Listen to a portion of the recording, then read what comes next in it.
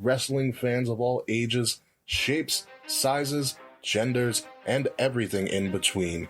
It is time to go to war and be VicTori for the Common Wrestling Podcast. Welcome to the revolution. Buzz, guys. My name is Kate Murphy. What's going on, everybody? This is Will Tarashuk, the founder of the Kings of the Rings podcast. What's going on, guys? It is I, the one and only Quiet Riot himself, Zach, your host of the Young Lions Perspective. What's up, guys? This is the Monday Night Delight. Greetings, one and all. This is your Prime Minister speaking, your favorite Canadian, Mr. Fretz. Hey, what's up, you guys? This is NateFNGreat from the Game Changer podcast.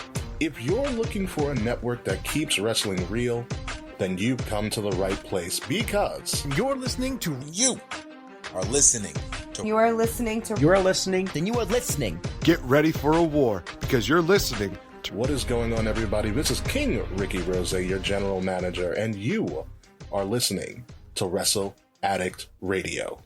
Now enjoy the show. Are you ready? Ladies and gentlemen, it is time to change the landscape of podcasting as you know it in professional wrestling. This is the Game Changer Podcast.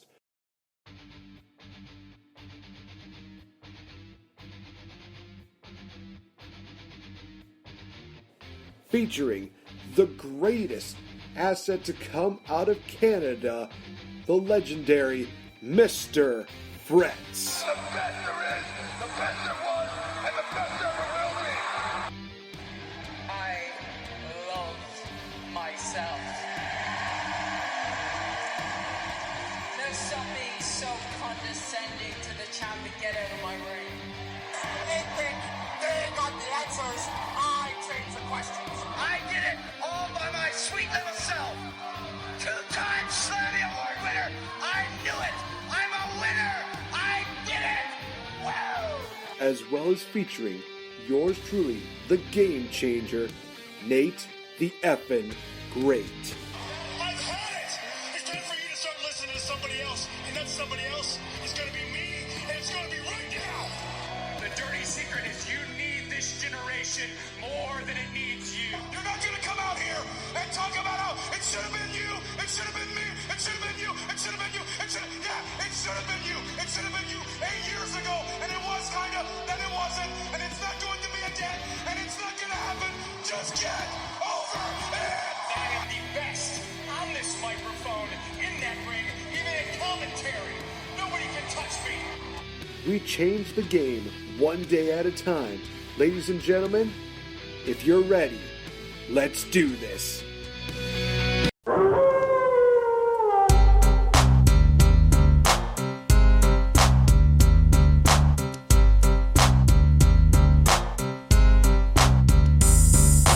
Wolfpack is back, cause I'm mass destruction.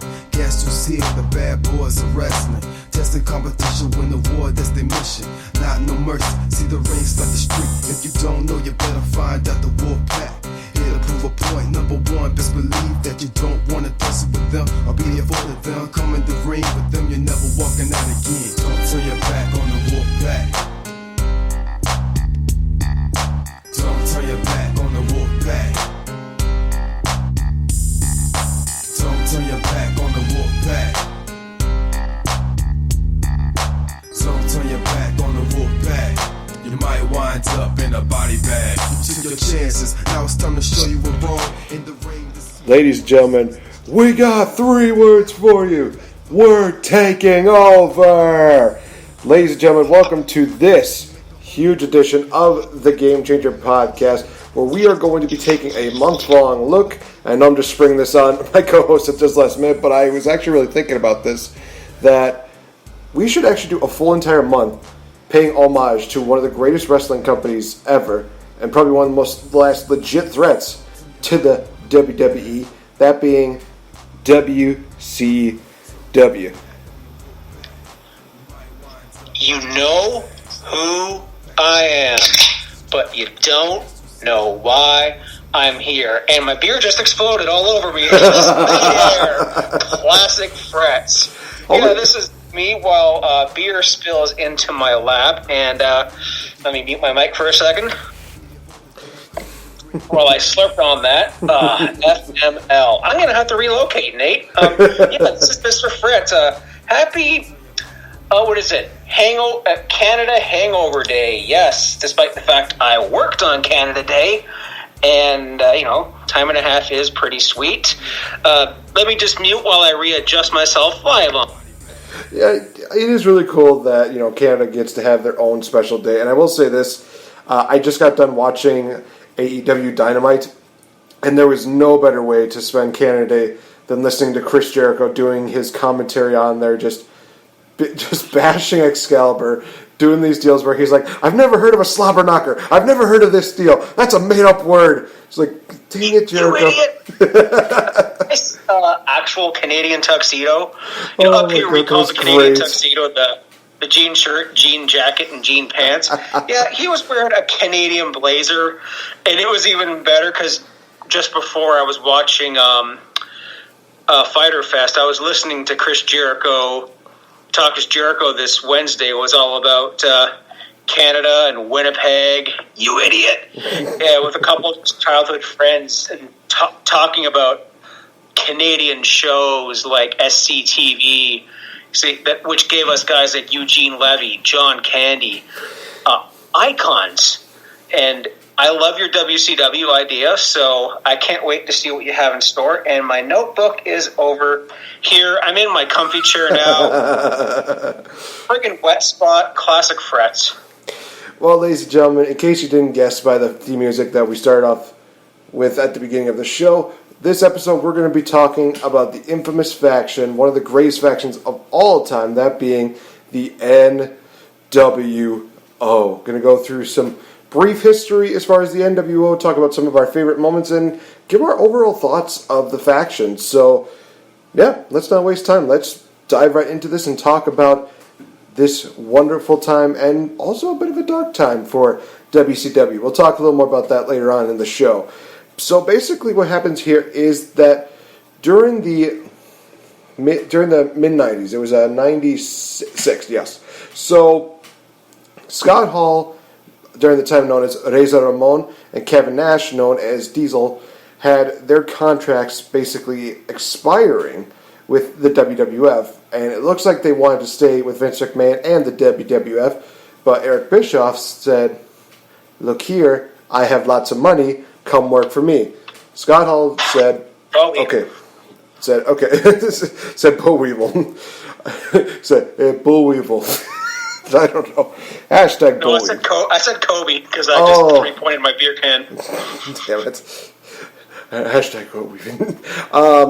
So Scott Hall accepts the offer from Eric Bischoff. Diesel, he's still a little hesitant about this, but then when he finds out that, hey, I'm getting paid this amount of money, I'm only going to be working this many days, Kevin Nash is kind of like, this is something I could work with.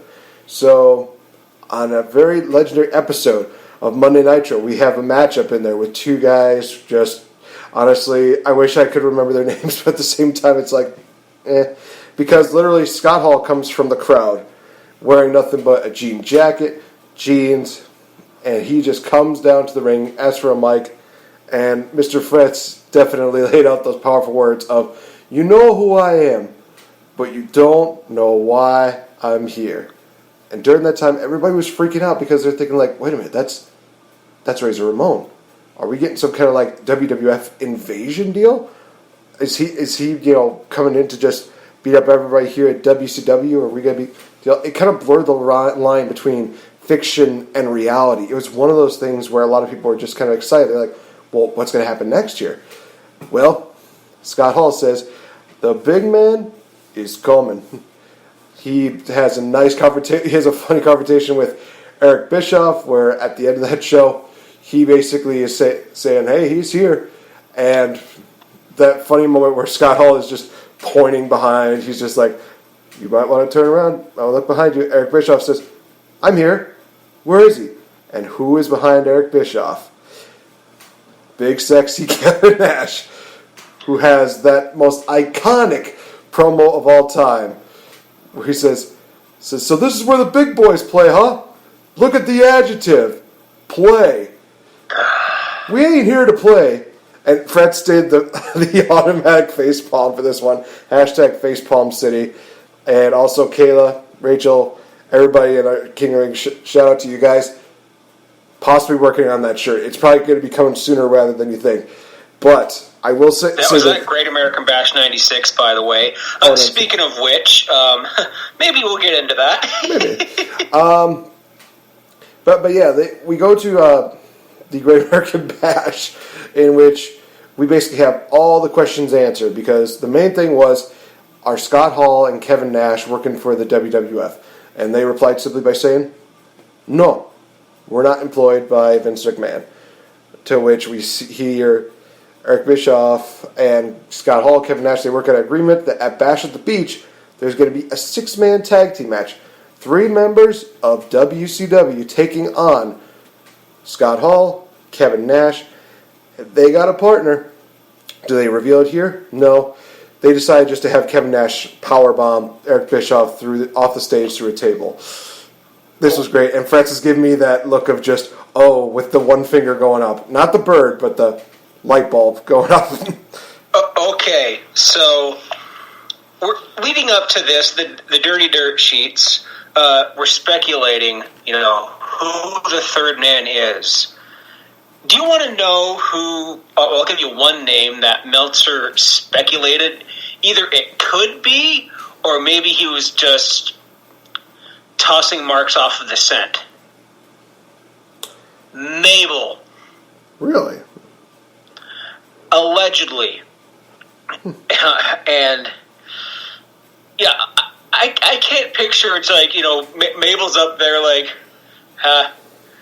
you Mabel-holics, you can stick it, yeah. You can stop waving your hands in the air and shove those hands up your ass. Yeah, Mabel couldn't. You can stop waving your hands in the air because I just don't care. I don't know why I went into a Big Show impression. He will be mentioned on the show. You did it better. Yo, players, don't be waving your hands in the air because I just don't care. Jeez, now I gave him like a Teddy Long kind of twist to it. Jeez Louise. That was like Oscar. Oscar was rapping NWO Mabel to the ring. Like, put your hands in your pockets. Oh my god, that would have been cool. I would have honestly paid to see that. Just Mabel and NWO and Oscar just always raps to hit for his entrance. I would be totally okay with that. But pardon me. So we get the build up to Bash at the Beach, and we find out that 3 members that will be representing Team WCW are going to be Sting, Lex Luger, and the Macho Man Randy Savage. Everything's all set up, and honestly, guys, this matchup itself was an interesting matchup, and I'm going to pass this over to Mr. Fretz to tell us why this matchup was so interesting, because we both got the chance to actually watch that matchup in for Bash at the Beach 96. Yeah, initially we were going to review the whole show, but I didn't have a lot of time. Today's been my only day off, so I've been outside enjoying the nice weather, and I did watch 2 War Games matches involving the NWO, which we'll probably get into as time goes. This was here. We started off here. Hall and Nash are coming to the ring, and Mean Gene is just. He's right up there to plug the 900 number. I mean, go talk to Hall and Nash. It's like, yo, Scheme Gene, the third man is here, and he's ready. And we're like, okay. All of Sting, Luger, and Randy are wearing, like, Sting face paint. Like, this was pre-Crow Sting, but by about a year. Surfer Sting. Surfer Sting, yeah. He coming out here to man called Sting. It's like he's got a bat, he's got this and that. Yeah, it's crap. And of course, I've told you about Lex Luger's loud selling. Ow! All over the match. Damn it, OSW review! You ruined Lex Luger for me. Seriously, yeah, they're on the Lex Express timeline right now. They just did. Was it SummerSlam 94? So Lex and Tatanka? Good. Not a bad pay-per-view. So we have a big schmoz. Like, there's a Stinger Splash with Kevin Nash while he's kind of choking Lex. But the Stinger Splash took them both out. Sting kind of he just goes all up on everybody. And the Outsiders are egging everybody in. There's a schmoz, everyone's down. And then you just see the crowd start to rise. You know, like Linda McMahon rising from her chair at WrestleMania X7. The crowd... Here comes up. You're recording. Okay. I figure we should give people a preview of what they can expect of the podcast. But I do apologize for that technical difficulty. That was my fault. At least you didn't film me spilling my beer a few minutes ago. So there that is true. That is true. Yeah, that could have been a Patreon exclusive, but you know. So what we have here, Hogan comes to the ring. He's marching to the ring. Like, Hogan is in the building. You're damn right he is. Go get him, Hulkster. Go get him, Hulkster. Yeah, but whose side is he on? What you talking about? What you talking about, baby? Hulk Hogan will be on the side of the NWO. Wait, this is before they were called that. Oh, my God. Oh, foreshadowing. Go get him, baby. Oh, my God. Dusty Rhodes during this deal is just... He's priceless. It's just... Honestly, I think this might be one of his finest commentary works. It's just him doing that whole, go get him, baby! Get him, Hulkster! Get him! Yeah, Dusty's a treasure on commentary. To go back to Great American Bash 96, there was a hardcore match, a Falls Count Anywhere match between Kevin Sullivan and Chris Benoit, and it wound up in the toilets. Then it wound up in the ladies' room, and then Dusty Rhodes is having a field day. They in the ladies' restroom! Just having a field day with everything. It's just a washroom, dude. People do, girls do the same thing we do in the washroom. Let it go. But it was kind of funny hearing him go off about it. Whose side is he on?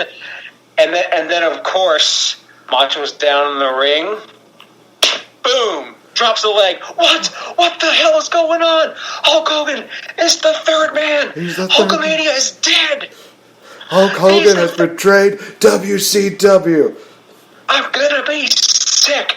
And then all of a sudden, just that was supposed to be something flying through by the webcam.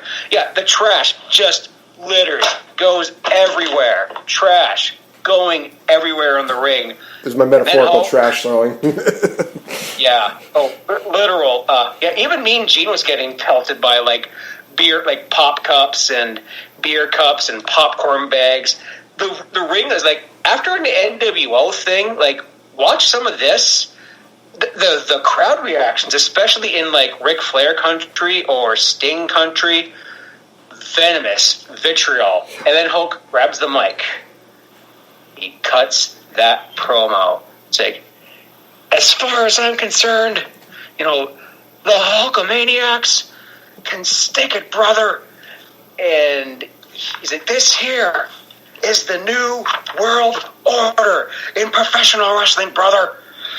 And this goes on. And some people are cheering. Someone like the Smarky Smarks are cheering off. And then the next night on Nitro, he cut basically the same promo, and that to me is one of the greatest promos of all time. Not from Hogan by far. Throughout his NWO run, this man could cut a promo. There was pure heat. There was hatred. There was garbage, and he says, who knows more about that company up north? I made that company up north a lot of money, and now we're gonna take over this company, kind of thing. And you were alluding to it. It's at first this seemed like the WWE invasion because you had Diesel and Razor, but they were also in WCW previous to going having their run, their more infamous run, because nobody remembers Oz or the Diamond Stud or Vinny Vegas. Everyone remembers Diesel and Razor and Nash and Hall, the Outsiders. And eventually, the number of people in the NWO would grow. Do you want to take a stab at how many people, including New Japan, have been in the NWO. I'm going to say it's the same amount of thumbtacks that were put in Chris Jericho's body through that Dean Ambrose Asylum matchup, and that's 69. Nice, but you were close. 62. Wow. Yeah, 62 people in total, and this includes like managers and valets and such. So yeah, I can go through some of the WCW list here, but we have, of course, Hall, Nash, Hogan, DiBiase, The Big Show, The Giant, NWO Sting, who we're going to talk about, Six, Vincent, Virgil, Miss Elizabeth, Bischoff, Buff Bagwell, Michael Wall Street IRS, Bubba Rogers, The Big Boss Man, Scott Norton, Randy Savage, Conan, Kurt Hennig, Rick Rude, Louis Spicoli, I didn't know that, Dusty Rhodes, baby, Brian Adams, Crush, Scott Steiner, The Disciple, a.k.a. The Booty Man, a.k.a. The Brother Brudai, Stevie Ray, Horace, Lex Luger, oh, this is Wolfpack, Sting, Disco, David Flair, Tori Wilson, Bret Hart, Jeff Jarrett, The Harris Twins, Mendeja, Tylene Buck, a.k.a. Major Guns, April Hunter, Pamela Paulshock, Shakira, Booker T, and Shawn Michaels. Man, that's absolutely insane. That is still a lot to take in. The fact that it's 62 people, including the different carnations that we'll definitely be highlighting throughout this episode, is insane. It's absolutely insane. So, guys, we're going to take a little quick commercial break. When we come back, we're going to talk about some of the highlights from WCW's NWO. Maybe even get into some highlights from WWE. No, I'm sad. Hi, I'm NateFNGreat. You know what's really fun, you guys, is just spending some time creating wrestling moments. Whether it's being in the crowd, cutting promos, or just really kind of beating each other up with a chair or a trash can. Well, let's just say that there's a safer way to doing that without using the actual chair or a trash can. Go over to Great Minds Revolution Incorporated. My buddy Kurt has actually created a very safe and fun way to be a wrestling fan without the necessary lawsuits of basically beating each other up with real stuff. He has an inflatable chair that is really fun to just whack around, and it could also double as a little floaty for a pool. He also has the inflatable trash can, which, you guys, is really awesome because let's say maybe you don't want to use it for wrestling matches. You could use it at your barbecue, your next big tailgate party, whatever you could think of. Great Minds Revolution, Inc. They do a great job on making wrestling fun again. Proud friends of the Game Changer Podcast. What's up, folks? This is Mr. Fretz from the Game Changer Podcast, here to tell you about my Patreon show, The 20 Bell Salute, where I go back 20 years ago each month in wrestling and pop culture. What movies were out, what video games we were playing, what music we were downloading on Napster, and what wrestling pay-per-views took place that month in WWE and what other promotions happen to still exist at this time.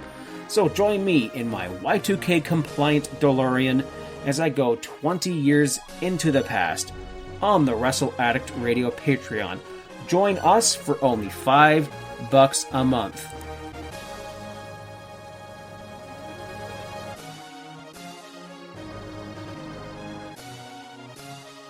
This is your pool party captain, Randy Fitzsimmons, and you're listening to the Game Changer Podcast. Pew pew! What's up, Max? This is Barbie Blank, former WWE diva Kelly, and I just wanted to send you a huge happy birthday. I hope you have an amazing birthday, surrounded by friends and family, keeping distance, obviously, but I just wanted to send you so much love, and thoughts and best wishes on your day, and thank you for just all your love and support for me and Kelly. So, like I said, I hope you have a great birthday, thinking of you and sending you love. In a message that was literally like 6 months too late, that was a Kelly cameo for my friend Max Beatty, a.k.a. Agent Cooper. Welcome back to the Game Changer Podcast, ladies and gentlemen. I'm Nate. He's Mr. Fretz.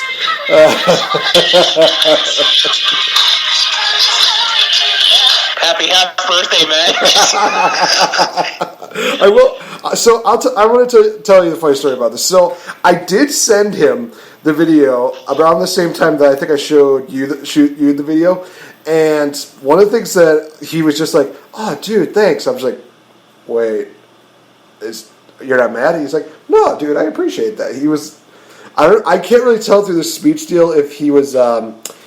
If this is going to be a situation where he's just being calm right now, or he's really being cool, or maybe he's just being like super calm, and he's probably going to kill me later on. It's like the silent killer kind of situation. But dude, you're boned. I know either way. But he definitely. Did you lock your door? Because he might be coming in there behind you. My front door's not locked now that I think of it. Oh man, safety here as we are celebrating the illustrious day that is post Canada Day. But I will say this: I did ask Mask. I said to him, "Oh, so are you on the Kelly bandwagon now?" He's like, "No." So it's a thought that counts. It was the thought that counts, and honestly, it was worth it. Shout out to you, Agent Cooper, Max Beatty. Hopefully, everything is going well for you, and love just giving him a bit of a hard time. This is one of the few times where I do something super nice for him, and he's just like really melancholy. But again, this could be a trap for something. So we'll see. We'll see as the year progresses. If nobody hears from me after about a month, then probably best to call the police. What were we talking? Oh, NWO. That's right. That's right. We just got done talking about the early genesis of NWO.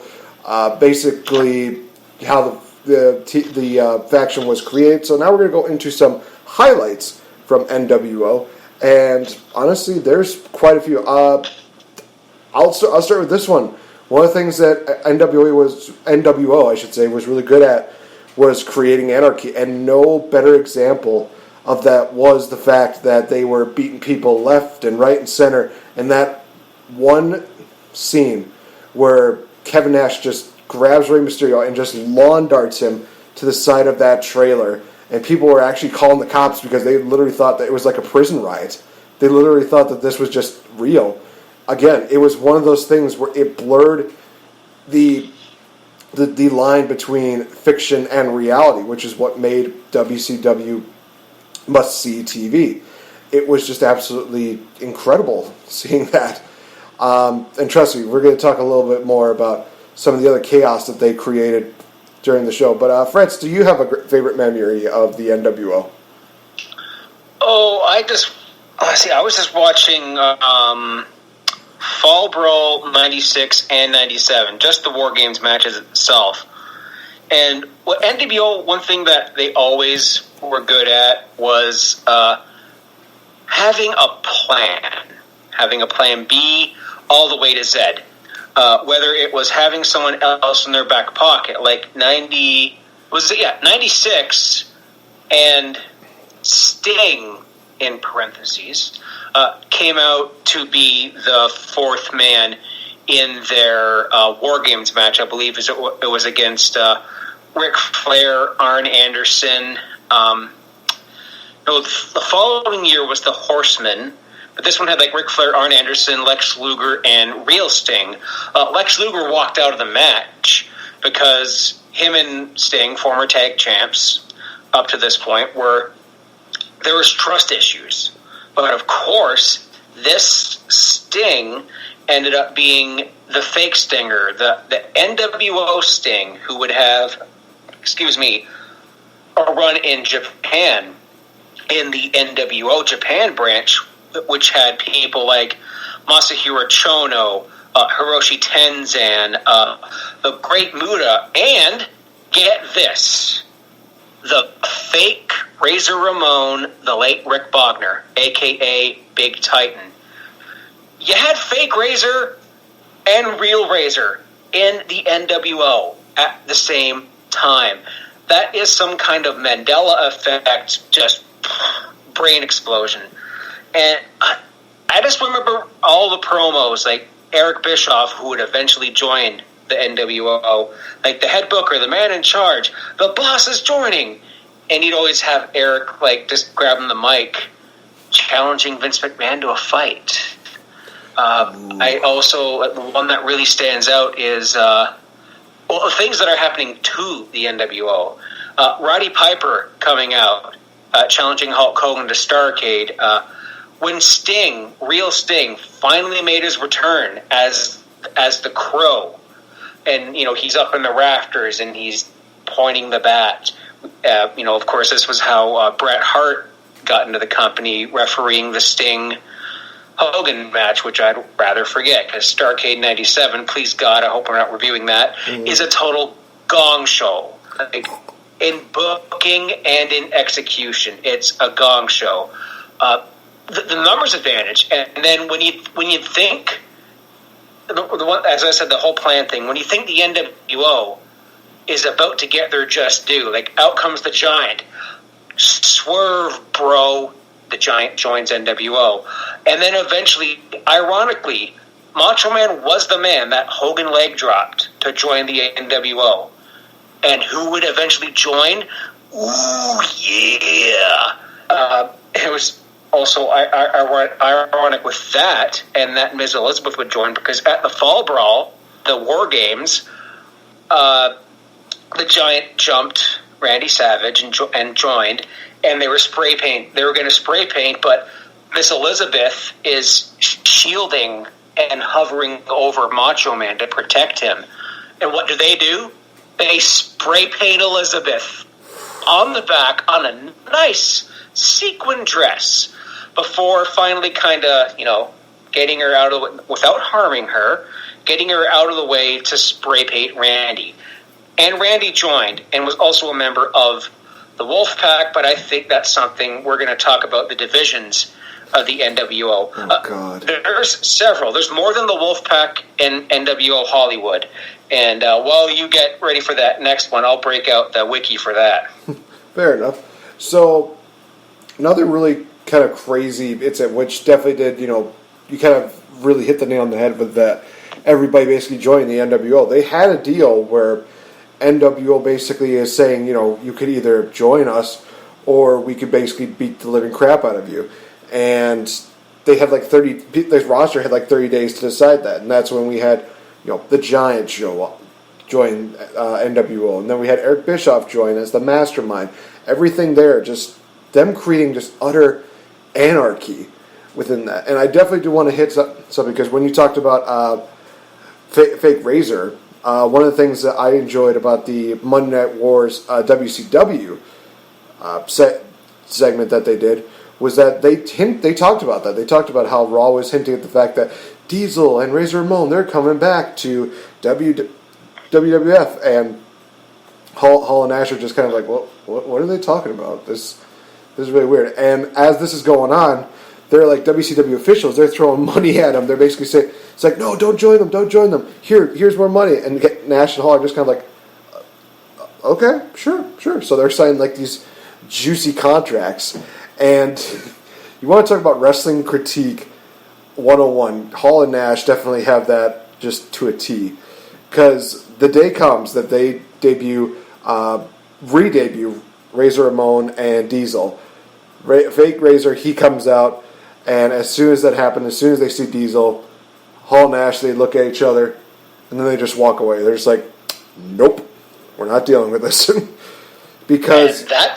And that man who played Big Daddy Cool Diesel grew on to be the mayor of Knox County. Well, he also became Isaac Yankem, but, that's not here or there. Yeah.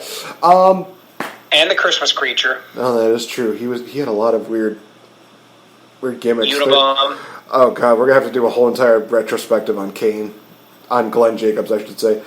I feel like that's going to need to be a thing. But, yeah, just hearing that deal where Hall and Nash just kind of walk away from this, it definitely shows that they were just like, we don't take this seriously because we are doing something that's real while you guys are just basically trying to pawn off on our names that we've established in WWE.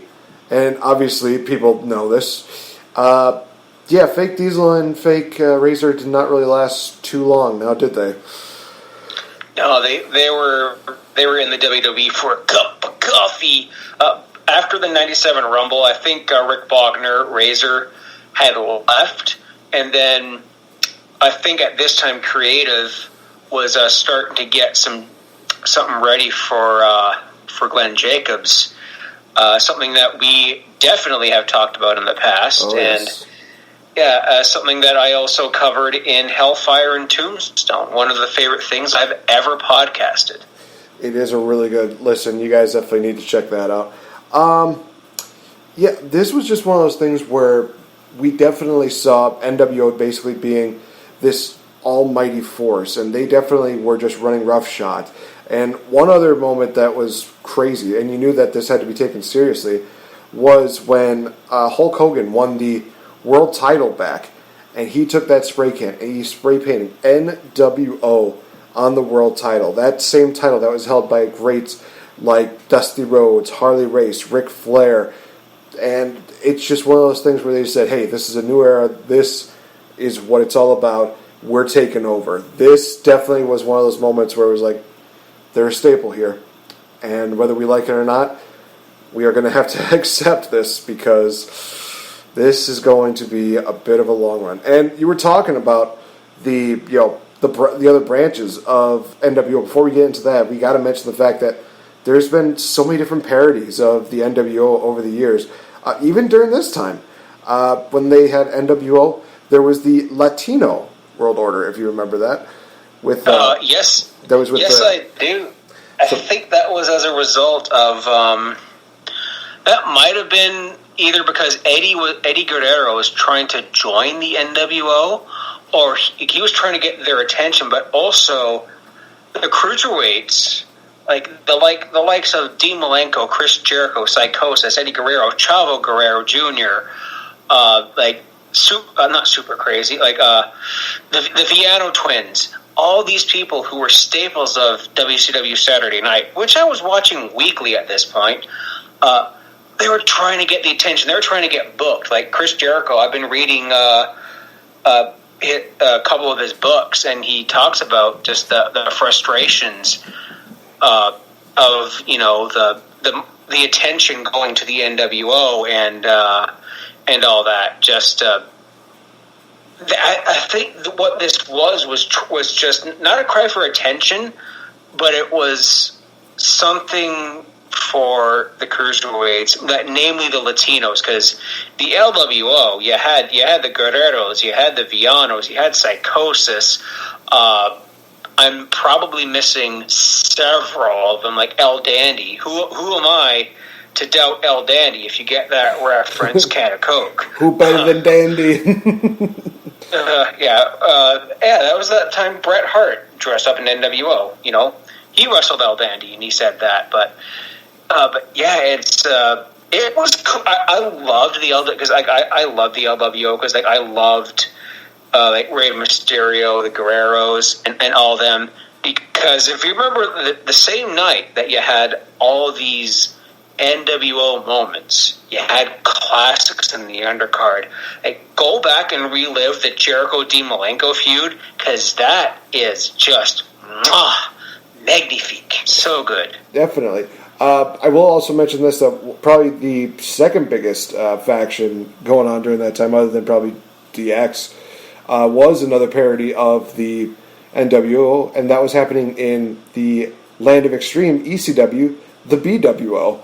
Oh, jeez, yes. I love that. You know, Big Stevie Ray, Blue Nova, the Blue Meanie, that was just Big absolutely Stevie cool. Oh my gosh, that was just great. That was just one of those things where, you know, they knew that they were parodying NWO and they had to make it just super flashy and super just ridiculous, and it worked. It got them over. I mean, Big Stevie, he got the huge rub by main eventing the first ECW pay-per-view, and I honestly think it was because of that faction parody of that. And plus, he was a damn good wrestler during that time. But and did you know that do you remember the Monday Night Raw in '97 when there was like an ECW invasion? I do remember that. Yeah, that was my introduction to not only ECW, but my introduction to the Blue World Order. And I'm like, me being an NWO mark at that point in time, probably wearing my Outsiders t-shirt, going like, what is this? What are these losers, these jabrones, doing on TV, ripping off my NWO. As I say, wearing my NWO white T-shirt. I had a Wolfpack shirt too. We'll get to the Wolfpack. Yeah, don't turn your back on them, by the way. But you had the Blue Meanie. I think Nova, who would go on to be who? Supernova. No, I'll give you a clue. No, I'll just say it. Simon Dean. Oh, that's right. No, I remember that. Oh my gosh. Yeah, and Blue Meanie, who would go on to kick JBL's ass, and no, it was Joey Styles that did that. Oh man, all of that. Yeah, if One Night Stands apart, if we ever do One Night Stand, that'll be just. It's gonna that was happen. my introduction to it. That is gonna happen. That is fantastic. Maybe we'll do Extreme Month. But I forgot to mention one thing that is a big moment of the NWO, and that is Sold Out. A pay-per-view that the first one they did in '97 was completely run by them, but it sucked. It sucked hard. You had this nonsensical. It wasn't as bad as Miss Rumble 2000, but it was like Miss NWO, and it might as well have been Miss Rumble 2000 because no, I'm not touching it. And the rest of the action on the pay-per-view wasn't that. A lot of people hated it because I think it was just like basically the NWO filleting themselves and inflating their own ego because they steamrolled this pay-per-view. And although we would see Sold Out, I think all the way up until, 2001 is the only year after that we didn't get Sold Out because, 2001 was the last year in existence for WCW, and I think that one was called Sin. And that would be an infamous pay-per-view, I believe, for Sid Vicious breaking his leg in half. Oh, jeez. That is tough. That is tough. But yeah, I'm looking at the card that we had that Sold Out '97 was. I mean, like only 2 wins by WCW. Other than that, it's just NWO just flooring everybody, which. That sucks. And I will say this, one of the funny things is that one of the victories for WCW came in the form of Jeff Jarrett, because why it's funny is because he was a part of NWO 2000. And I'm sad. Was this when he was a horseman? I don't know. I really do not know. I'm still trying to catch up with my WCW history. This is kind of one of those things where it's like, okay, I know quite a bit about the NWO. I know about some of the things that they did in WCW. Good Lord. I mean, here's where it gets to be crazier, is because of all the backstage stuff that was going on. I remember, I think it was it was like a back-to-back deal where Big Show and Eddie were talking about the NWO. Basically, Big Show just said you got to be a problem in the locker room because nobody wanted to really get beat up by NWO. So what happens? You join the NWO, and Eddie says, it got boring getting beat up by the NWO. It's the same shit day in and day out. And to me, I understand that. But also, it was one of those things where it still blurred that reality fiction line where people were still invested in it. They loved the fact that NWO was causing chaos. And you mentioned the fact that they got their own pay-per-view, and Bischoff was stating the fact that he was trying to make 2 different brands, basically. He was trying to make a WCW brand, and he was trying to make an NWO brand. So he was kind of making 2 brands at the same time, honestly, successfully, because it helped them garnish so many weeks of victories in the Monday Night Wars because of that. NWO, they had a lot of deals where they were winning all the time, partially because one of them, if not a lot of them, had a lot of creative freedom, where they were basically saying, like, I'm going over. This is a young and rising star. He's going to lose to me. Well, we got to put the title on himself. It's staying with me, brother. Just, we're getting into like the sour patches of the NWO. And honestly, for me, this is where we're going to get to it. Because we finally are going to talk about the split. Because they decided that in order for NWO to lose, they have to fight amongst each other. And that's where we got NWO with the white and black, and Wolfpack with the red and black. Fretz, what the hell was this? Well, this was, I'm just looking on Wiki here. This is, it took place in April of 1998, and NWO Hollywood and NWO Wolfpack would go until January 4th, 99, and that is an infamous date in WCW history. We'll get there at some point in time, but I think it was basically the NWO, they were fighting amongst themselves. Maybe because, well, the NWO, the original NWO just got to be too big, too much. Like, everyone and their mother was joining the NWO.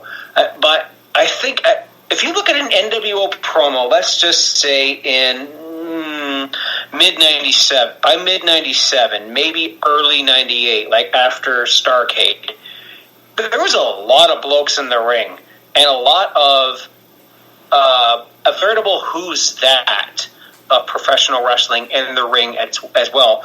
Virgil was in the NWO. Virgil ducked the road within the NWO for a brief period of time, baby. But yeah, one of the greatest celebrities of all time, Dennis Rodman, was in the NWO. Dennis Rodman. Oh, you want the celebrity wing of the NWO? As I scroll all day, the NWO wiki page is absolutely ridiculous. The celebrities. Kyle Petty. Do you know the name Kyle Petty? He's a NASCAR driver. Yes, Kyle Petty was a celebrity member of the NWO. Dennis Rodman. I've been watching, the Michael Jordan specials on Netflix, The Last Dance, and we're just getting to the part where Dennis Rodman is kind of a shit disturber. Especially when he was on the Pistons. Oh, my gosh. Paul Gilmartin, Dinner and a Movie host. Oh, Dinner and a Movie. That was a show on... Yeah, that was on Turner. So if you had to do something with Turner Broadcasting, that was it. And, yeah, and the other person from Dinner and a Movie. If anyone actually remembers what Dinner and a Movie is on Turner... maybe Mance, hit me up. But yeah, there was just an internal leadership struggle in the NWO. It was mostly between like Hogan and Nash, and then it was just like, okay, I'm gonna go over here and build my own lunar lander with blackjack and hookers. If you get that reference. You're my best friend ever. Yeah, okay, good, you got it. And then you had red and black and white and black, but then they still kind of had WCW as a common enemy, despite the fact they were also fighting with each other. So you had for a lack of a better term, and this is a niche wrestling reference, but you had a triangle of terror right there. And that is a niche WCW reference right there. I think only like freaking Fourth Wall and Mance would get that one, but my goodness. And you had people who were part of both. Like Barry Windham joined the NWO for a brief period of time, I'm learning here through Wiki. And you had people who were joining both. Eventually, all good feuds come to an end. There was probably a taser involved in there somewhere. Hold up. Let's actually cover that right now. So, yes, because this is indeed one of the main components that come into play when it comes to the infamous event that we're going to be talking about very, very soon. So, one of the turning points that we had for NWO was the fact that they had to battle against an unstoppable force in WCW known as Bill William Goldberg. Hollywood Hogan, he had to battle against Bill Goldberg in Atlanta. They gave this away on free TV, which some people have said this was a dumb idea because they could have saved it for a big-time pay-per-view. Others have said that some people might say that this was a good move because it was something that people wanted to see. It was something that people wanted to really enjoy. And I remember I actually watched this matchup, not like live, but I got the chance to watch it with during a Monday Night War deal. And match itself was very interesting to say the least, but it was definitely one of those things that, looking back at it, it still was like, wow, this does definitely showcase Goldberg at his finest. Because Hogan hit not one, not two, but 3 leg drops on him. And then we see, I believe it was Kurt Hennig, he comes up, but then we see DDP and, oh gosh, who was he paired with at that time? Because they were building up like a huge matchup between... Malone. Thank you. Malone comes out. He gives Hennig the diamond cutter. Oh God, was that just beautiful? Hogan turns around, spear, jackhammer. Goldberg wins the WCW Heavyweight Championship on free TV. I know there's people that are still pissed about that. It's a salty subject, but how do you capitalize that? Goldberg has accomplished the epitome of his career, and here's where it gets to be interesting, because this was something that Chris Jericho actually talked about, where Kevin Nash, I believe, he was doing some of the bookings during the time, and how Jericho put it was that, doing a couple of these bookings here and there, and it's like, I think I could be the booker. Yeah, I think I want to be the booker. Hey, I want to be the booker. And then the person's just like, okay, you're the booker. Now what do I do? It's kind of one of those things where it's like, you think you're good at it, but then once you get the power, it's like, oh, I may have bitten off more than I could chew. And honestly, that is something that happened, because Kevin Nash, he wrote himself into a match at Starrcade with Goldberg for the WCW Heavyweight Championship. And this was going to be a matchup that a lot of people were kind of looking forward to. They were kind of seeing 2 big men, and can Goldberg defeat Kevin Nash? Can he pick him up for the jackhammer? We've seen him do it with the Giant. Can he do that with Kevin Nash as well? We thought we were going to see that, but one little zap by Scott Hall gave Mr. Goldberg a little bit of a epilepsy attack, and then he got jackknife powerbombed. 1, 2, 3. The streak has been broken. Goldberg has lost the heavyweight title. Kevin Nash is the champion. I will say this, that I think during this time, this was kind of like what we would see with Cena and Orton during, like, I think it was 2009, 2010, where it was like, lulls, Cena wins, lulls, Orton wins, that kind of deal. So in this era, it was lulls, Kevin Nash wins. Because obviously, you're the world champion, you're going to get more money, you're going to be making that big paycheck.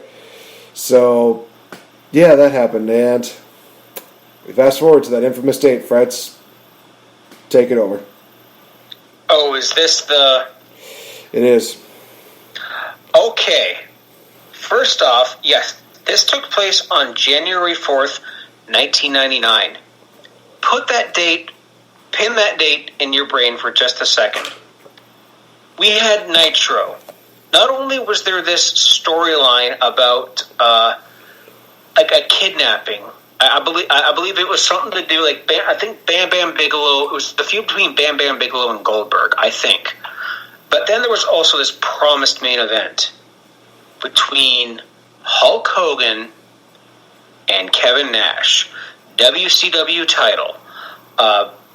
Hogan has had enough. He hasn't had a shot in a while. I believe this was like Hogan's return, because he took some time off to run for president, which would be about as legitimate as who's currently in office. But oh shit, different outcomes. But anyway, different Hall of Famer. So we see them square off in the ring, and like, oh, this is going to be a good match. Like, we've never seen Hogan versus Nash. This is going to be a Hogan giant killer match, like Hogan and Andre, Hogan and Taker. This is going to be good. Finger poke, down goes Nash. 1, 2, 3. Nash gets up. They hug. The NWO Wolfpack and NWO Hollywood are back together in harmony. Do you know what also took place on this very night, Nate? It was the final burial of the Goldberg character. And don't say I'm wrong, because you know I'm right. Because literally, he came out, and they just squashed him like nothing. No. This took place, if you were to change the channel, this would be a moment that is fair. that would put butts in seats. The same night the finger poke of doom took place, Mankind won the WWE title. A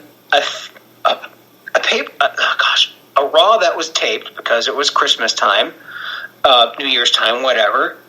And Tony Schiavone, I think he was pressured by. I've heard various different podcasts about this. I believe I've heard it from both Schiavone and Bischoff themselves. But controversy creates cash. But what did this do? Half of Nitro's viewers just went click and turned on Raw.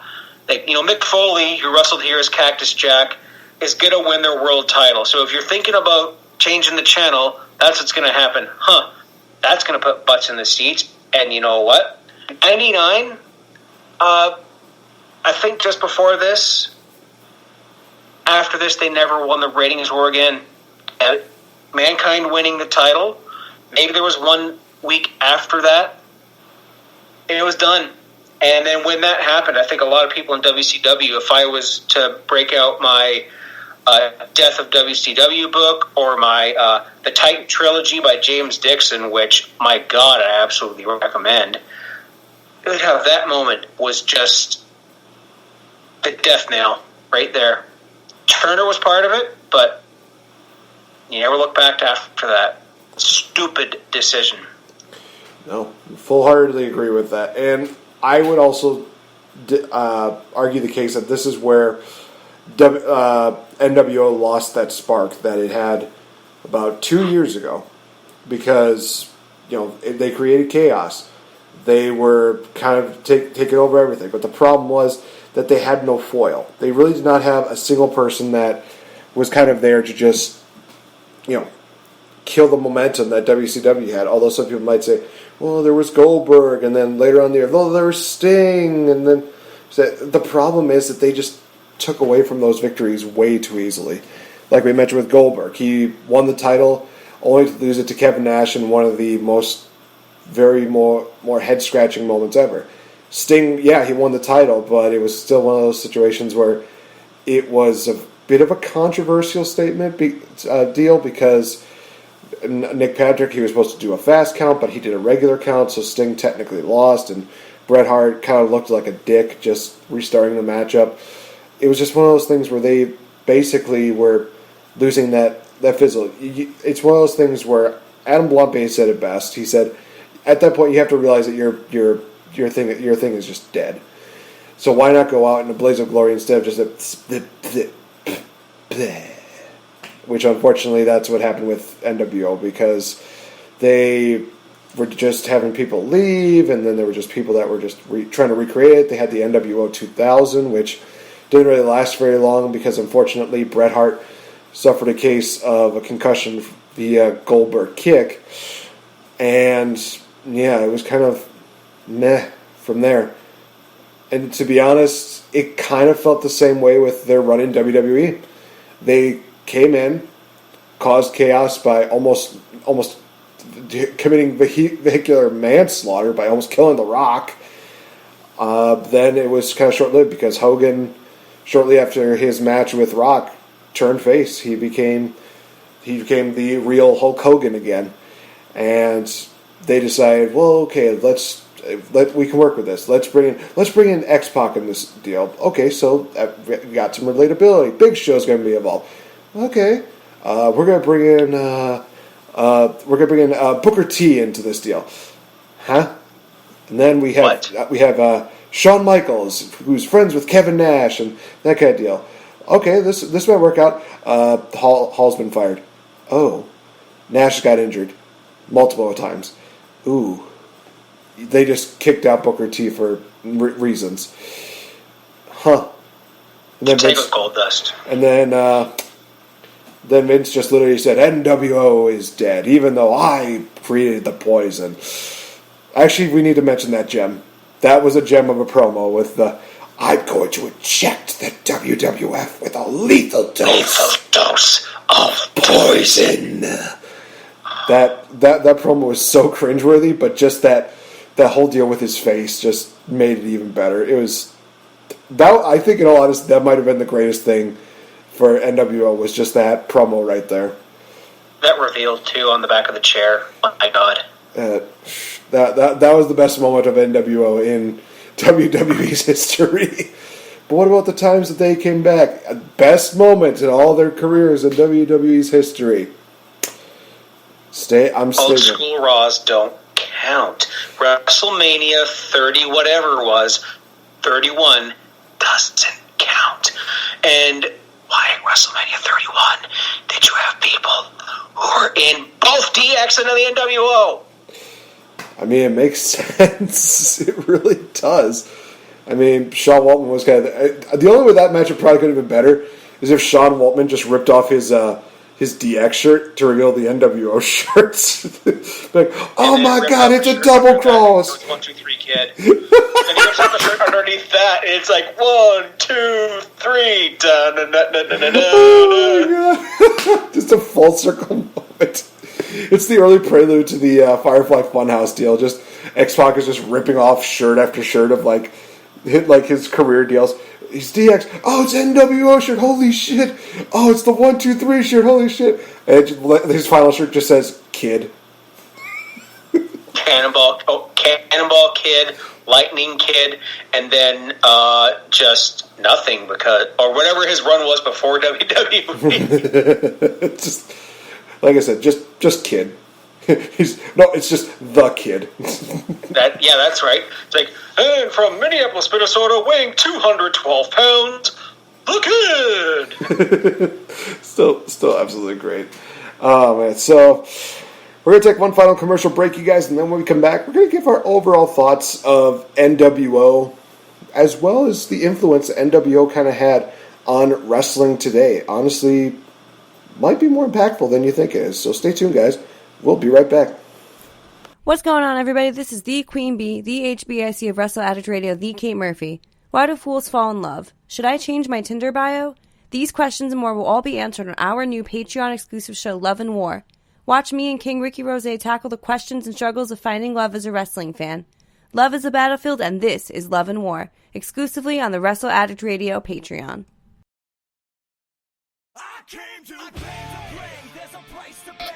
Hey guys, this is NateFNGreat. Hey, have you ever wanted to be a champion but can't seem to really find the money and the time to get a championship belt? Well, you know who's a really good friend of mine? AJ from AJsBelts.com. These guys have a large assortment of championship belts, from classic belts to the modern day belts to championship belts you would not even believe. And guys, like I said, they work with you very well. With an awesome layaway program, there is no way that you can beat these guys' prices as well as these guys' deals, especially when you can give them a little bit of money every now and then until you can get that championship gold. Coming from a guy who's a champion and a game changer, I'm indeed NateFNGreat. I'm representing AJsBelts.com, proud friends of the Game Changer Podcast.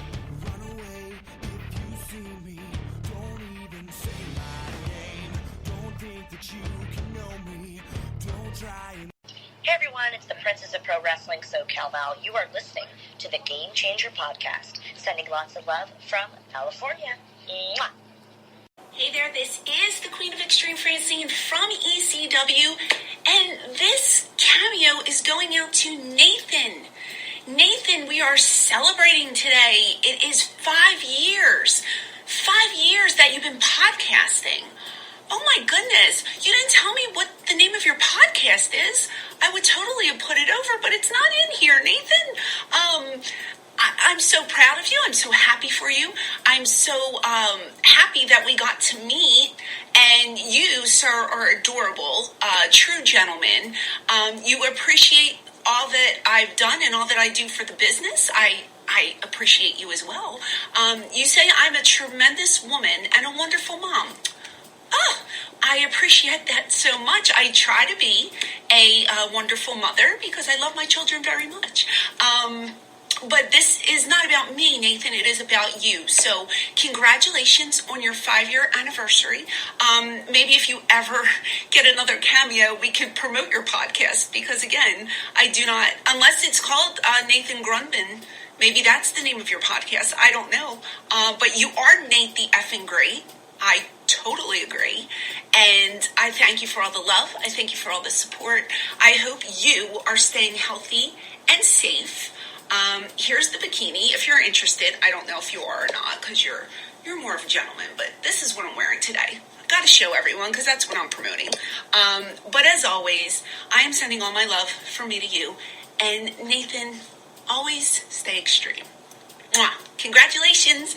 I hope you have not just 5 more years, but maybe 50 more years of podcasting. Okay, take care. Mwah. Have a great day. Welcome back to the Game Changer Podcast, ladies and gentlemen. I'm NateFNGreat, joined here by Mr. Fretz. I want to say a couple of things about that cameo by Francine. Well, first of all, definitely check out her podcast, Eyes Up Here. It's absolutely wonderful. She talks about life. She talks about her career. It's just great. Definitely take time to do that, and I'm going to plug that for her right here. First of all, usually when I've done the cameos, nobody's really asked me for, like, the podcast name. So she was one of the first few people that was just like, oh, I want to plug your podcast. I want to put it over. She wants to put the Game Changer podcast over. So I will also say this, that a parody podcast for me would be just Nathan Grunman podcasts. Just literally put myself over. But I'm not going to do that because I'm not that selfish. Hey, I do that with WrestleMania. Come on, dude. What am I? Fretz sold out. Fretz sold out. Fretz sold out. Damn right I did. I have merch, bitch. Fair enough. But, oh gosh, I've talked so highly about Francine throughout the podcast. Definitely, if you guys get a chance, meet her, talk to her. She is just absolutely a sweetheart. She's just absolutely great. Now, for those of you that are also curious about the whole bikini deal, one of the things that she did on Twitter was that she was saying, hey, this is what it's going to be for my cameos. I'm going to be wearing this and blah, blah. So as soon as this is coming out, I'm sure that people will have already seen it, because I will post the cameo video tagged into the podcast link, so that way people can enjoy the beautiful view. And just remember, eyes up here, guys. Honestly, like I said, she's great. She's a wonderful mom, a great podcaster. And when she told me, like, 50 years, I'm thinking to myself, I'm going to do that. I'm going to have to be, like, 80-some years old, for at least 80 for that. And honestly, I could see myself doing that, but I also said to Val that I'd probably call it a career at 25, which, honestly, I think is fair. I think 25 is still a fair deal, but if I can make it to 50, hey, cool. But I don't see myself at 80 years old just pushing these buttons, be like, why isn't my button working? By then it'll be holograms.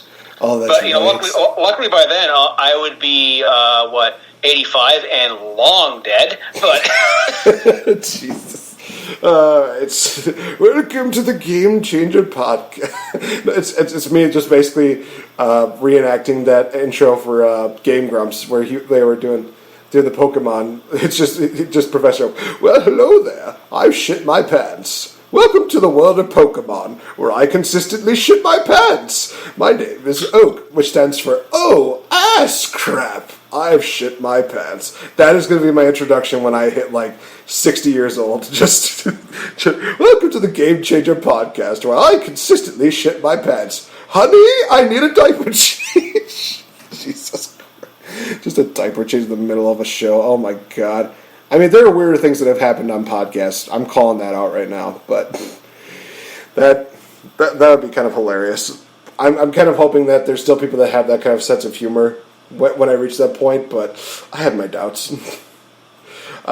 So we are talking about NWO. We've already talked about the illustrious career, talked about its origins, so now we're going to give our final thoughts. This is kind of like our Jerry Springer deal, final thoughts of this entire deal.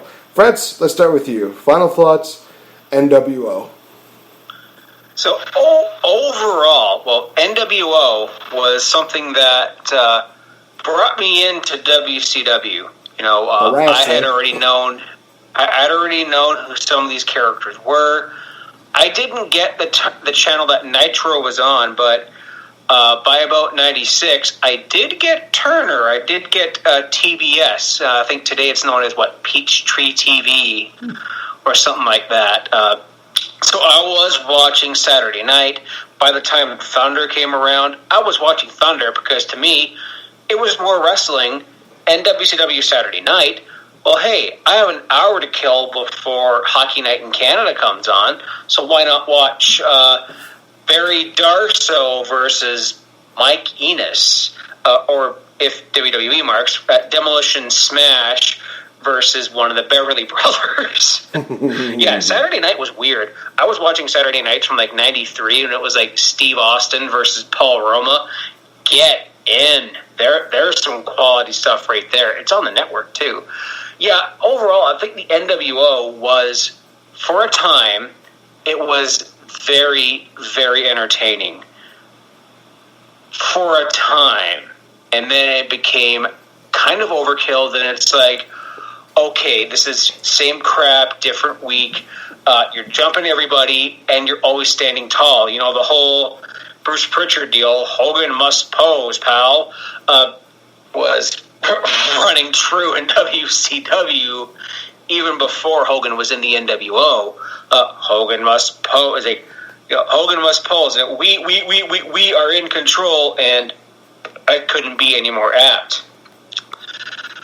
By the time we reached the division, I mean, we had the division and the splits, and I mean, one of the groups for like 5 weeks was called NWO Elite, and I think maybe the Elite might be taking notes the way they're going, but by the time it got to Wolfpack, I mean, I was a Wolfpack guy. My grade 9 high school picture is me in a Wolfpack shirt, or is it, grade 9 or 10, I'm wearing the Wolfpack shirt, because I was a Wolfpack guy. I hated Hogan. I've almost always hated Hogan, even when he was the real American. Like, I didn't care for him at all. But I loved Diesel. I loved Kevin Nash at the time, until, like, I think I just grew tired of it. Is eventually that's what happened to the NWO. By the time they got so big that they collapsed in amongst themselves like a dying star, and then started fighting amongst themselves, and then everyone and their mother was joining. To me, that's when, as like, okay, I'm a head out SpongeBob meme. It's over. And NWO Elite, NWO Silver and Black, like 2000 with Jeff Jarrett and the Harris twins. That's when it was just like, dude, you're on life support. Just let the NWO die with dignity. And then, oh no, you had to bring it back to the WWE with, okay, former members, The Big Show, I get it, okay, Hall Mash Hogan, oh, this is good. This is good. You get, how would you like to headline one more WrestleMania with The Rock? And I wish I was in that Toronto crowd. I go back in time. If I can hop in a DeLorean and go to one wrestling show, well, no, there'd be two, X7 and X8. But that crowd, that's what turned Hogan around. That's what got Hogan. They were initially, I think, going to have a bit of a run. You had, Scott Hall. He was fighting his demons at the time. Kevin Nash was on his 75th quad, and Hogan was like, oh no, Toronto remembers WrestleMania X6. WrestleMania 6. They wanted that, Hogan. And we got him. So, overall, NWO was awesome from about 96 to late 97. And then... Yeah, I think you hit the nail on the head with all those details. It was one of those situations where it was good for its time. It stayed longer than it needed to be. And unfortunately, when they tried to revitalize it, it was just like... I would give, Bischoff this is that he was still young. He was still learning a bit about the business. But he was definitely smart enough to know that, this was something that needed to be, heavily focused on. He definitely wanted to create two brands. And one of the things that I think he had to eventually come to realize is the fact that you can balance it out for a short period of time, but sooner or later, one is going to overtake the other. And unfortunately, that was what ended up happening, was that NWO tried to take over WCW. And, give it credit where credit's due. is that NWO has been this flag bearer for any kind of faction that has ever crossed paths in professional wrestling. I mean, you look at the history of ones that have been very successful, and they're still successful to this day. Bullet Club is the one that kind of stands out the most because, yes, they're basically a parody of NWO, but they also got the endorsement from NWO to use the Too Sweet, to use the black and white. They have all this deal, so they're basically being the modern day NWO, and they're still finding ways to evolve to stay relevant. So I respect that. Some other factions that have definitely tried and have been pretty successful, maybe not exactly on the same success level as NWO has, but the Shield was another one. Was basically just, we're going to take names, kick ass, and do whatever we want. Main Event Mafia and TNA was another one that was kind of a parody of it. I mean, you even had Booker T and Kevin Nash and Scott Steiner, who were a part of the NWO. So you had some familiarities from that, as well as Sting. I think the only person who was not a part of the NWO in any way, shape, or form in that group was Kurt Angle. Then they brought in Samoa Joe, Matt Morgan, and a couple of other people. I think that when you talk modern day people, factions that really embrace kind of like the NWO moniker, Undisputed Era is another one that's been here for a while. They've dominated, and the question is, are they going to be continuing on? I think that with Undisputed Era, they are what NWO could have been, where it was like, hey, they have their foils, they're still able to remain relevant even in those losses. So, wish that we could say more of that. And I'm going to also throw this just because, hey, something Canadian this way comes. I'm going to throw in Team Canada because I can, and it's our show, and we love Team Canada. So, shush. So that's overall thoughts. Insert national anthem here. Brr, brr, brr, brr. Oh my gosh, just everything about Team Canada is great. So please come back at Slammiversary for the love of everything holy. Sorry to Sideberg, but I've been on good brother J Bone's podcast, Smash This Podcast. I believe he used to be part of the network some time ago. Mm-hmm. He's covering a lot of Impact, and I'm going to start getting back into it because Slammiversary, even with the recent firings, looks interesting. It does look very interesting, and we're going to hopefully find out, who the former world champion's going to be, who's going to be inputted into the four-way match for the Impact World title, which has now been vacated because somebody got fired and stripped of the title. Honest to God, I wish they would bring back the King of the Mountain matchup because that was TNA roots. Just, hey, I'm a big fan of that match. You stop your mocking laughter.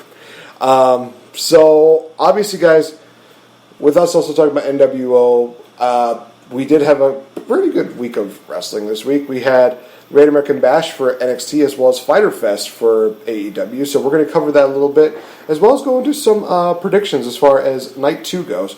So, Fretz, I'll let you take the charge. Do you have the results for the Great American Bash from this week, or do you want me to take the lead for this one? No, I have NXT here. I actually watched everything last night. Oh, okay. Yep, then you start. After I got home from work, I just immediately I put on. I went on YouTube and okay, I'm just going to see what J Bone's doing because he always streams after AEW. But I knew he was covering it, so I'm just hey, dude, he gave you a plug too. Oh, nice. So because you're both Wisconsin boys. Yay. You're just north of him. So that's what he said. It's oh yeah, Nathan and Fretz, and dude, he gave us a plug. He gave Fretzomania a plug. So we were. Yeah, he's a good brother. I highly Smash This Podcast. He usually does Wednesday nights. So. Recommend you check them out. We're a cool chat. So we have, starting off here, a number one contenders fatal four-way match between Mia Yim, Tegan Knox, Candice LeRae, and my boo, Dakota Kai. We had just a spot here. Protect Yo Neck was enough to put away Candice LeRae. The O'Connor Roll was enough to eliminate Mia Yim. Soul Food. I think that's some kind of eat defeat finisher. SOLE food. Oh, okay, it's right here. That's good. That's good. Because when I heard soul food, I'm like, what the okay. Raquel Gonzalez is banned from ringside, and Tegan Knox wins. Yay! Oh, I love Tegan, but I love Dakota more. If you listen to my Fave 5, you'll know why. Friggin', I repeat, Nakatomi Plaza hair. That big 80s hair is just mwah.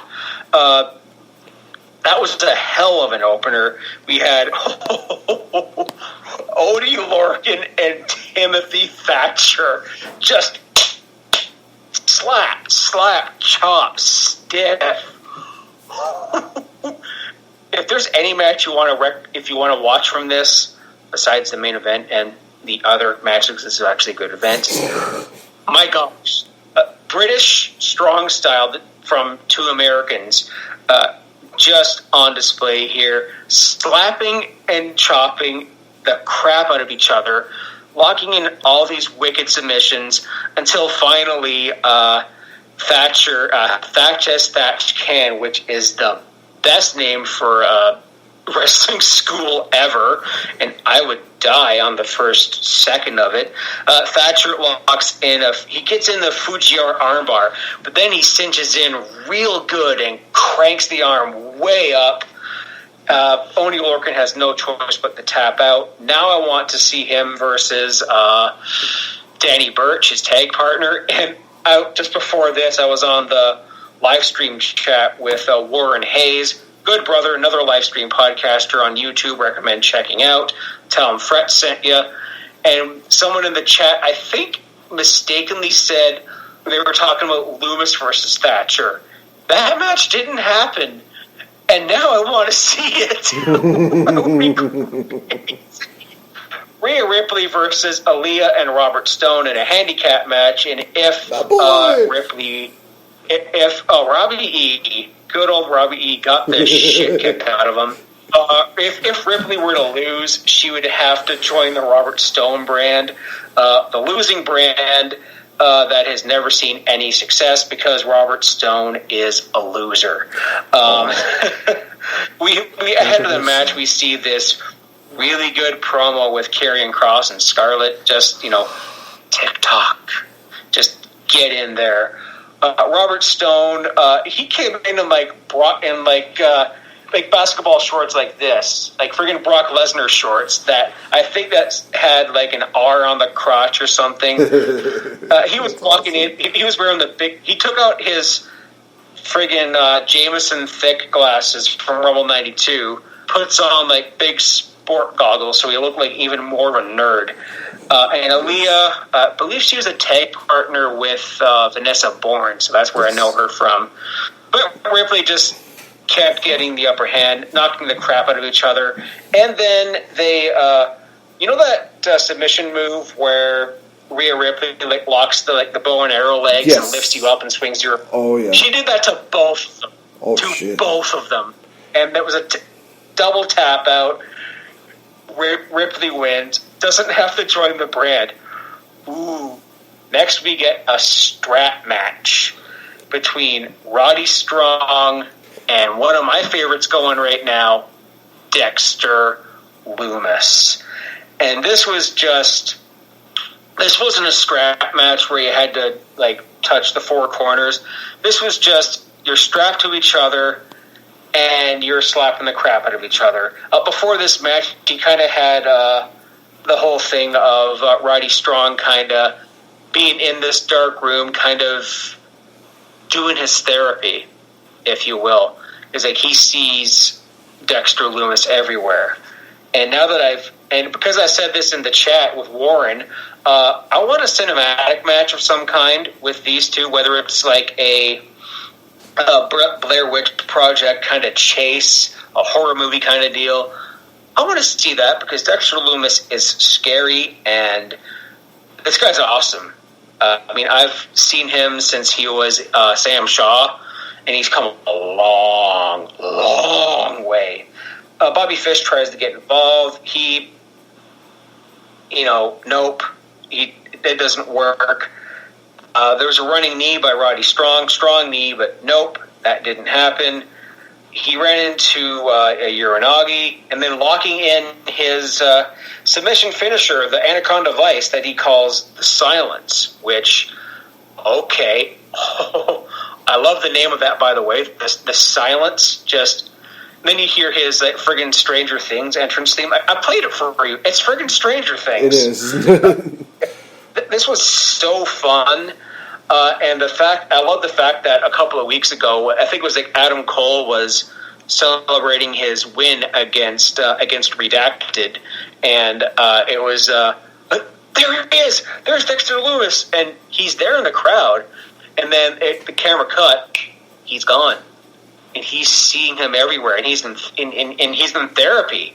So this is a feud I'm loving. I kind of hope Dexter Loomis continues to mess with everybody.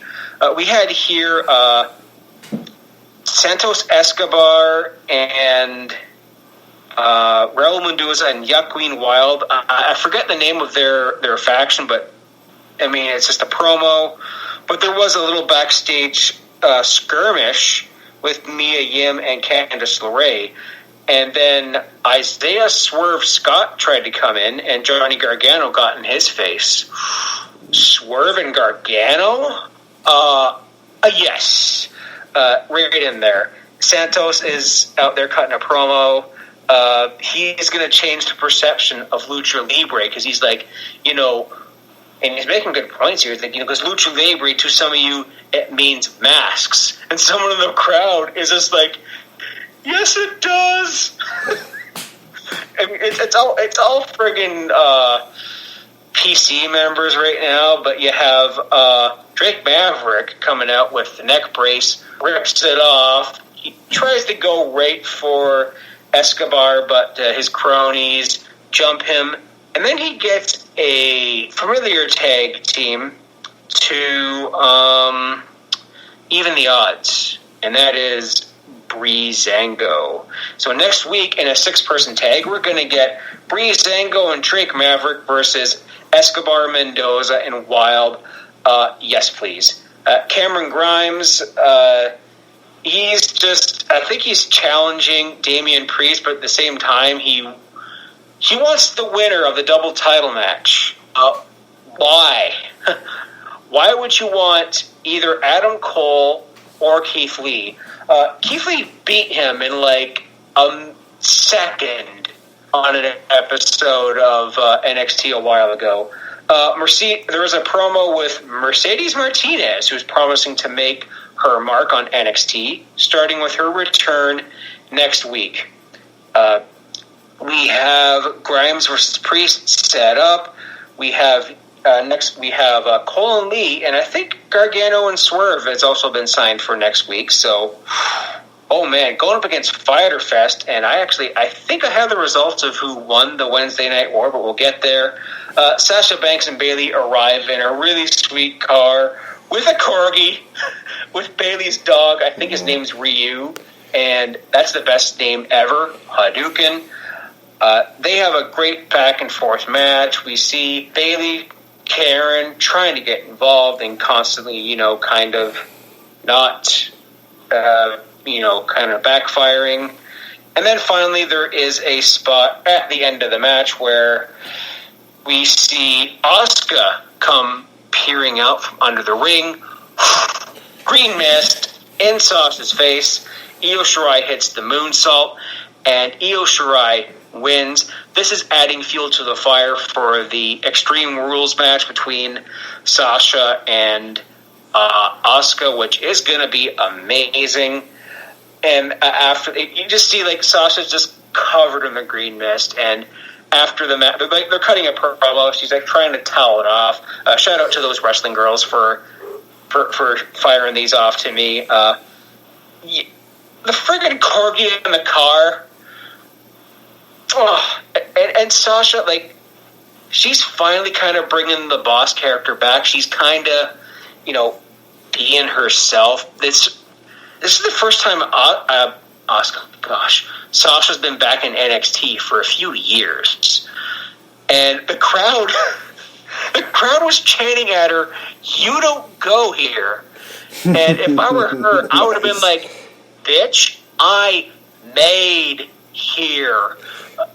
This was a fantastic episode of NXT. I think they actually won the ratings war, which was surprising, as Fyter Fest Night 1 was top tier. And you have it, so take it away, Nate. All right. So we kicked off with the Jurassic Express, Jungle Boy, and Luchasaurus defeating MJF and Wardlow. No worries, people. Wardlow took the pin, so MJF is technically undefeated. I liked this matchup. I thought it was really good. It showcased both these teams very well. Also, MJF and Pink, just no. The only man who deserves to be in Pink is Aaron Stevens, a.k.a. Damian Sandow. Fight me on that. But no, this is a good matchup to start off. Next up, we had Penelope Ford challenging Hikaru Shida for the AEW Women's World Championship. Great matchup. Kit Sabian got thrown out at the early part. I love the reaction here. It's just so funny because he gets all in Aubrey's face. Then Aubrey's just like, okay, you know what? You're out of here. And Kip's just like, oh, crap. No, I was just kidding. And he just decides to take Shida's kendo stick and he puts it in his mouth like it's a giant cigar. I just like, fucking Kip Sabian, I love you, dude. This was a matchup that was a great moment. But this was a career-making moment for Penelope Ford. There were so many moments where I thought she was going to win, and I would have been perfectly fine with that. But Hikaru Shida picked up the victory after just so many shots to the face from that devastating knee. She's basically saying, hey, Shinsuke, I'm winning with my knee. What's wrong with yours? And, Hikaru Shida retains. Really good matchup. We had Cody defending the TNT Championship. I want to say TNT Heavyweight Championship. I'm going to call it that from now on. I don't care. Against Jake Hager. Another really good matchup here between these guys. Arn Anderson getting a little more involved than Catalina, Jake's wife, which I still love the fact. all throughout my head, I was just seeing Catalina and Jake just being all lovey-dovey and stuff like that. I just keep remembering this guy from Revolution, and for some reason he has this phrase that kind of sticks out in my head where he's just like, stop kissing your mom. Just like, she's not that old. Come on, man. Speaking of moms. But Cody put up a valiant effort in this matchup, picked up the victory over Jake Hager with a little bit of help from the Nightmare family, and then Jake just decided to punch a kid referee because he can, because he's Jake Hager. Also, can I mention the fact that Jericho was on commentary throughout the entire night, and it was just beautiful. Any single time that he was just plugging the whole, if you do this hashtag, you might get a chance of getting a phone call from me. That's just amazing. I want to hear the phone conversation that Jericho had with that fan, just because it just sounded great. The reason why I bring this up... They actually handed out prizes for those hashtags, by the way. Oh, that's great. That I loved. I loved the fact that they were basically just trying to continue to build a rapport with the fans of AEW, showing their appreciation. There was also a spot here for the AEW Puppy Battle Royal for next week. To which I'm like, what does that mean? I mean, people are going to they're going to want to see what this is all about. I mean, we had Stadium Stampede, we had all these other crazy deals, and they were just absolutely great. Puppy Battle Royal, this will be an interesting one. This is a question mark for me with AEW. But we had Orange Cassidy. He came out during this tag team match where Private Party defeated Inner Circle. Great matchup. Matt Hardy was at ringside, basically showing support for Private Party. Honestly, I'm looking at this and thinking to myself, Matt Hardy's kind of turning into like the Michael Hayes in this situation, and Private Party is like the next generation of the Hardy Boys. It's like Ray on your wedding day. I thought this was a great matchup between these guys. Throughout the matchup, Jericho is just yelling at Cassidy, who's literally just sitting in his chair, feet propped up on the desk, and it looks like he just fell asleep during the matchup. He's just chilling, just not doing anything. And after the matchup, Orange Cassidy, he's just slowly walking away. Jericho's ready to just pounce on him like a freaking tiger pounces on like a antelope. and people are just pulling him back. And Cassidy, he's not even like fighting him. He's just like, I'm going to get him next week. It's fine. It's whatever. And Jericho is just doing like the same thing that he was doing with Mike Tyson, where he's like, next week, I'm going to get you, Cassidy. Next week, I'm going to get you. Just so fucking funny. We get a promo by Brian Cage and Taz, where Taz is basically telling Moxley, take all the time you need, politic your way to avoid the inevitable, which is Brian Cage kicking your ass and taking the title, which they mentioned is going to be taking place in 2 weeks live from during the Fight for the Fallen show. So we are going to get that rematch. We're going to get that match between Brian Cage and Moxley. It's just going to take a couple more weeks. Then we got the main event, Best Friends challenging Kenny Omega and Adam Page for the tag team titles. First of all, hats off to Trent's mom for driving them to the arena. Oh my God, that was great. And she was also at ringside. It was like, oh, I want Best Friends to win so badly. Come on, let's see Mama Trent be very happy. Come on, just give me that. I didn't get that. Sue. Instead, what we got was an amazing matchup between Kenny and Adam, as well as the Best Friends. They put on a hell of a barn burner. Adam Page, he hit the Bucksgate clothesline for the victory, and they retain the titles, and they will face Private Party for the tag team titles next week. During the matchup, though, FTR was up on the stage. They were just drinking beer. They basically go down. They're having a celebration drink with the tag team champions. Adam, of course, he's just drinking it like, yeah, no, I love beer. Kenny Omega, oh, Kenny, my man, what the absolute hell. He takes the beer, he pours it at ringside in front of Dax and Cash, and what ends up happening is that Dax and Cash, they're just like, oh, you want to disrespect it? You want to waste the beer? I think it's funny because I think JR said like, Kenny Omega must not like Canadian beer. It's like, he's Canadian.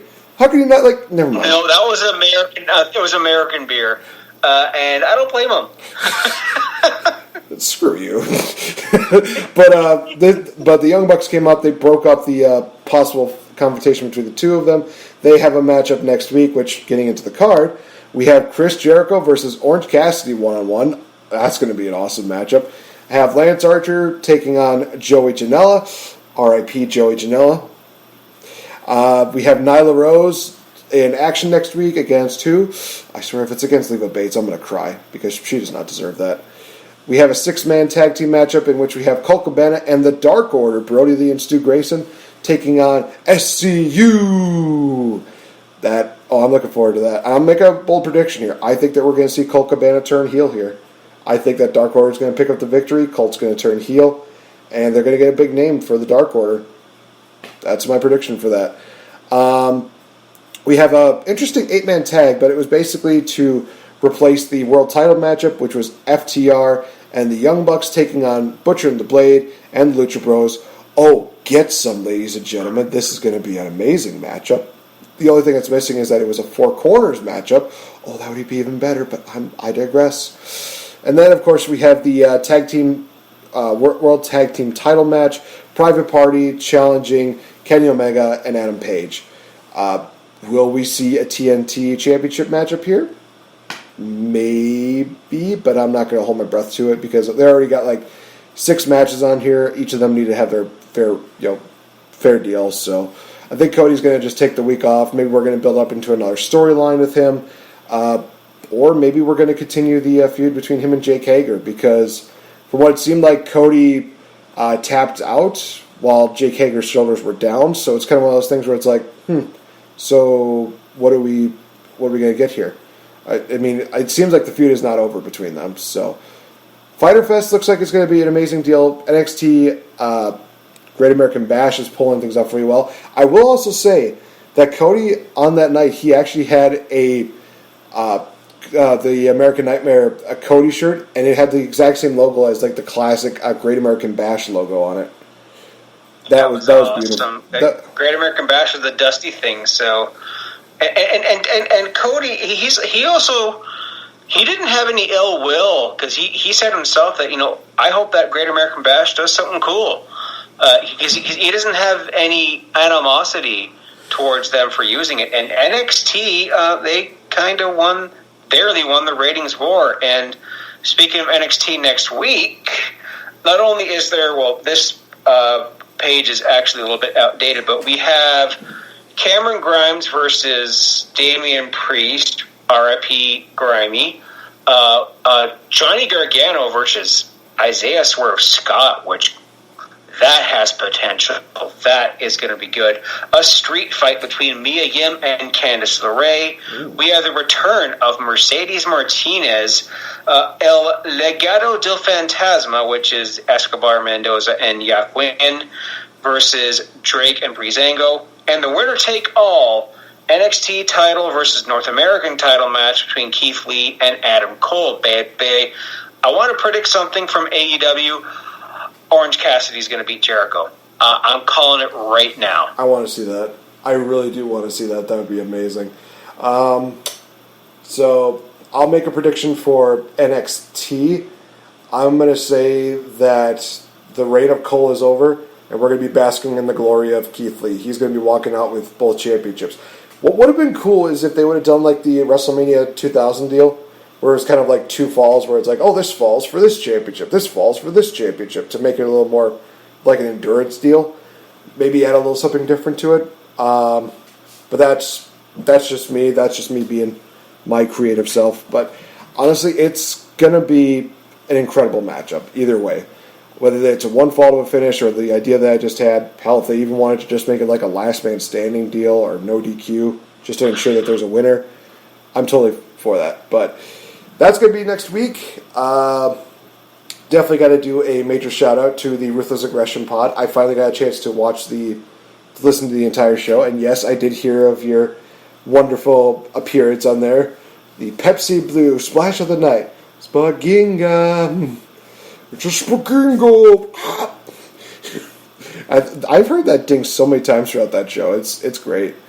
Definitely. Guys, if you get a chance, go check out all of the other members of the Wrestle Addict Radio family.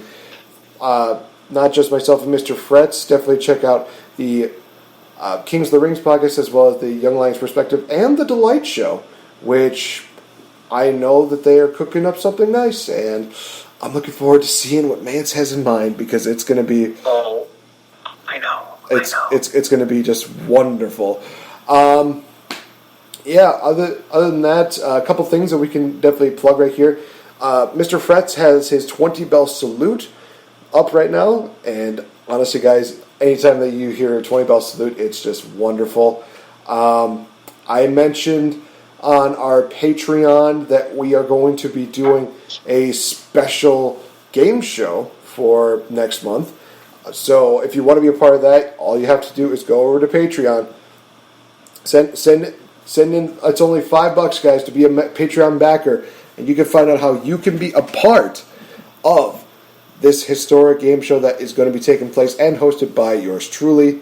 Prizes, so many wonderful things are going to be happening right now. And I'm going to tell you this right now, that to my surprise, and this is no disrespect to anyone, that so far the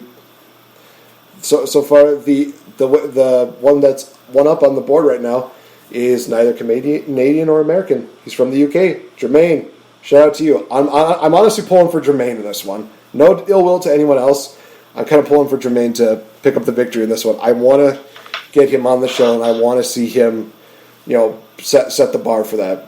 But for right now, guys, like I said, you want to be a part of it, go over to Patreon. It's only $5. Enjoy that. And hey, if you got a little bit extra dough, why not go over to teesprings.com, because we have some awesome merchandise that is going to be up, including t-shirts, coffee mugs, so much other great stuff right now. I know the Game Changer podcast, I believe also the Young Lions Perspective, we're going to be having masks for you guys. Obviously, during this time, we want you to stay safe and stay healthy, so we'll probably have masks for that. I will also reveal this, that the Game Changer podcast will also have a new t-shirt during the month of August, so definitely stay tuned to that. It's going to be absolutely amazing. I got the light bulb from Mr. Fretz. What's up? Yeah, just wanted to give you, if you want to know what you're going to be expecting this month's 20 Bell Salute. I just recorded and uploaded this morning. July 2000. Let's see. I'm going to give you a movie. X-Men. The first X-Men movie. One of my favorites. And there is a movie. I'm not going to tell you the name of this movie, but I'm going to let you know why the song Teenage Dirtbag by Wheatus has a parallel with wrestling. I'll tell you about this off air. I cover one of the worst pay-per-views of 2000, followed by one of the best pay-per-views from 2000, featuring a steel cage match. I want each of you who's listening to my voice right now to pause. Go watch Val Venus versus Rikishi on the network from Fully Loaded 2000. Underrated cage match, one of my favorites of all time. And, if I can plug some others, everyone else on the network, those Wrestling Girls, Laser Time Network, 30-20-10, and the other Ruthless Aggression Era podcast from across the pond. They do just some fantastic work. They're at Great American Bash 2004. I'm just going through the rest of it. Will, he does some great stuff with You Mad Bro on Ambiguous Podcasting Productions. And that's 5-second rule. Good old, Ant wasn't this week. We had, so I think someone went under the weather, but 5-second rule will be back soon. So fret not. So that's my plugs. Val Venus versus Rikishi. For the love of everything holy, watch that match. Fret's not. I had to make the pun. The only other thing I definitely wanted to plug was the fact that for those of you that are members of the Patreon, definitely check out the fact that I rebooked the Reign of the Maharaja Jinder Mahal. I did that. It was not easy. I will tell you that right now. There took a lot of time getting to that. But I will also have another content that will be uploaded the same day as Impact Wrestling's Bound for Glory, where I will be talking about the top 10 heel turns in TNA. So definitely tune into that. It'll be happening within the next couple weeks. So for Mr. Fretz, I've been NateFNGreat. This has been the Game Changer Podcast, reminding you to make a difference, be kind to one another, stay safe, stay healthy, and be smart. Have a good one, you guys. And we will. Happy 4th of July. Happy Canada Day. That's the real holiday.